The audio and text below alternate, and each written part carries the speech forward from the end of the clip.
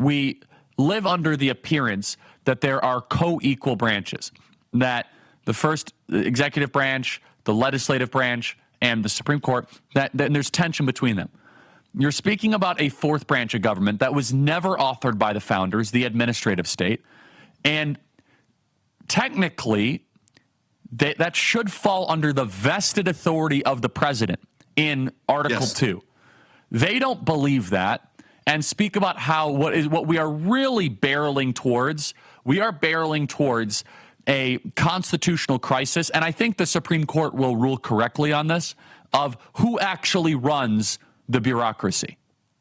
Yeah, and I think, look, COVID was so informative in so many different ways. Power doesn't necessarily corrupt, it reveals. And what COVID revealed was that there is a class of people in this country, particularly on the left, that really does, the whole trust the experts thing. This is a fight between we the people and the experts. It started with Woodrow Wilson, not to get too historical about this, but like maybe one of the worst presidents, if not the worst president, who believed that the experts knew better than the people. It's really a fundamental distrust of our republic, right? That the people actually get to decide what happens. And so you're right.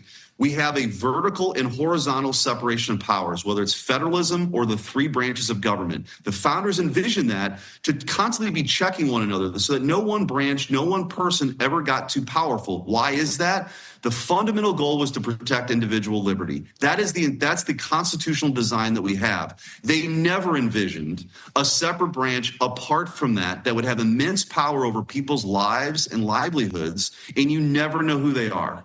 Like, you don't know their names, Correct. You've never heard of the agency, but they can send a guidance letter and totally destroy a third-generation business. Or they can have an agency like OSHA that was created to make sure forklifts beep when they back up, force the COVID shot on 100 million people. So this fight really is it's the opening salvo about returning power back to where it always belonged, which is with the people. And the Article 1 branch, the legislative body, should be making these decisions. It's one of the reasons why Mike Lee and I and others are really pushing for the REINS Act to get done, because if you have an agency that's trying to get a rule done, right, we should have to vote on it.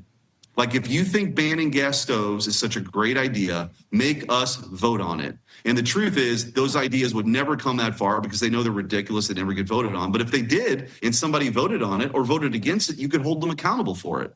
So this is, I think, a really important fight about, like, where does power reside? And that permanent Washington and mostly the Democrats, they really don't like that being exposed because it's been a great deal for them. They get other people to do their bidding and they're never held responsible for it. And this is exactly why they're going to try to do everything they can to stop Russ' vote.